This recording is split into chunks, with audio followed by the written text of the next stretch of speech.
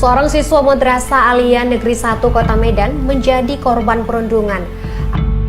Pemirsa, seorang siswi SMP di Kabupaten Muratara, Sumatera Selatan menjadi korban. Inilah video saat seorang siswa SMP di Bandung, Jawa Barat dibully teman sekelasnya. Aksi bullying atau perundungan kian marak terjadi dan meresahkan. Tak hanya terjadi di lingkungan sekolah, tapi juga di rumah, tempat kerja, bahkan di dunia nyata. Fakultas maupun universitas untuk mengusut kasus ini sampai tuntas.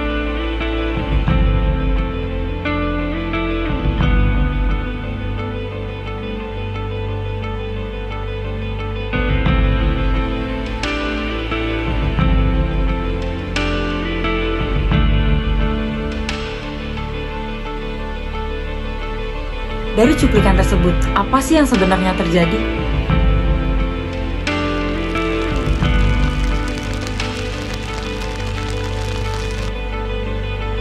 Timothy Anugrah Saputra merupakan mahasiswa Universitas Udayana yang duduk di bangku semester 7 jurusan Sosiologi.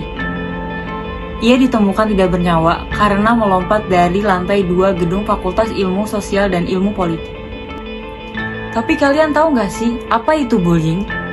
Bullying merupakan tindakan agresif dan berulang yang dilakukan oleh satu orang atau sekelompok terhadap orang yang lebih lemah, dengan tujuan menyakiti fisik, emosional, atau sosial. Di Indonesia sendiri, kasus bullying menunjukkan peningkatan yang signifikan dalam beberapa tahun terakhir. Dengan sekitar 3.800 kasus dilaporkan pada tahun 2023 oleh KPAI. Kasus ini paling banyak terjadi di lembaga pendidikan dan didominasi oleh bullying fisik sekitar 55,5%, diikuti oleh bullying verbal atau psikis 29,3%, dan cyberbullying yang mengalami lonjakan tinggi pada triwulan pertama 2024. Mari kita kenali jenis-jenisnya. Bullying verbal. Ini adalah jenis bullying yang menggunakan kata-kata untuk menyakiti. Bisa berupa ejekan, ancaman, atau hinaan. Misalnya seseorang yang terus-menerus dipanggil dengan julukan buruk di depan orang lain. Bullying verbal sering terjadi di lingkungan sosial, seperti sekolah atau kantor. Dan meskipun tidak meninggalkan bekas fisik, kata-kata bisa meninggalkan luka emosional yang dalam. Bullying fisik. Jenis ini melibatkan kekerasan langsung terhadap tubuh seseorang. Contohnya memukul, menendang, mendorong, atau merusak barang milik korban. Contohnya di sekolah, ada anak yang sering dipukuli oleh teman-temannya karena dianggap lemah. Bullying fisik ini mudah terlihat, tapi seringkali korban takut melapor karena takut pembalasan. Dan dampaknya biasanya berupa luka fisik dan trauma psikolog jangka panjang. Bullying sosial. Jenis bullying ini lebih halus dan bertujuan untuk merusak hubungan sosial korban. Contohnya seperti mengisolasi seseorang dari kelompok, menyebarkan rumor, atau memanipulasi persahabatan.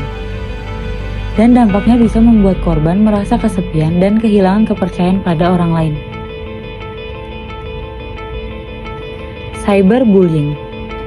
Ini adalah jenis bullying yang terjadi melalui internet atau perangkat digital, seperti media sosial, pesan teks, atau game online. Contohnya dengan mengirim pesan ancaman, membagikan foto pribadi tanpa izin, atau membuat akun palsu untuk menghina.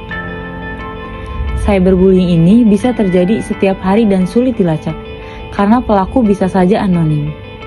Dan dampaknya dari ini bisa sangat serius, seperti depresi atau bahkan bunuh diri pada kasus ekstrim. Apa saja sih faktor-faktor yang membuat orang bisa membuli? Pertama, faktor keluarga. Misalnya, pola asuh keras atau keluarga bermasalah. 2. Faktor individu. Seperti kurangnya empati, kontrol diri rendah, atau pernah menjadi korban. 3. Faktor lingkungan sosial. Seperti keinginan untuk mencari kekuasaan, popularitas, atau rasa aman dalam kelompok. Output atau reaksi seseorang yang mengalami bullying bisa berbeda tergantung karakter, intensitas bullying, dan dukungan sosial yang mereka punya. Berikut beberapa kemungkinan. Pertama, menarik diri. Tidak mau berinteraksi dan sering menyendiri. 2. Perubahan sikap. Menjadi pemarah atau sangat pendiam. 3. Self-harm atau melukai diri.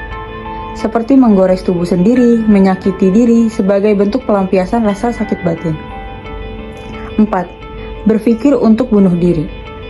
Dalam kasus berat, korban bisa merasa tidak ada jalan keluar selain mengakhiri hidup seperti yang dialami Timothy.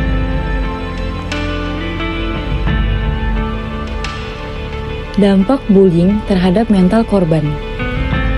Pertama, ada dampak psikolog. Bisa membuat depresi dan trauma. 2. Dampak emosional. Yang membuat korban menjadi mudah marah dan menarik diri dari lingkungan sosial. 3. Dampak sosial. Membuat korban menjadi sulit bersosialisasi. 4. Dampak fisik. Korban menjadi insomnia atau mimpi buruk dan bisa menjadi nafsu makan berubah. Jadi, apa saja hal yang bisa kita lakukan untuk korban bullying? Hal yang pasti harus dilakukan adalah memberi dukungan emosional, pendampingan, dan perlindungan. Jika ada di sekitar kita, kita bisa mengarahkan untuk konsultan dengan orang profesional seperti psikolog atau laporkan kepada pihak berwenang yang relevan. Apa saja sih upaya yang dilakukan pemerintah terhadap kasus bullying di Indonesia?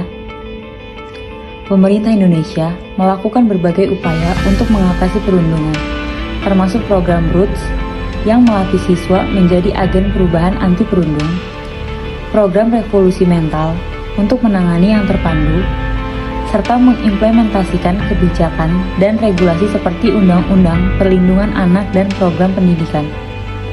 Selain itu, pemerintah juga bekerja sama dengan lembaga lain seperti UNICEF, lembaga pendidikan, dan KPAI untuk meningkatkan sosialisasi, edukasi, dan pendampingan.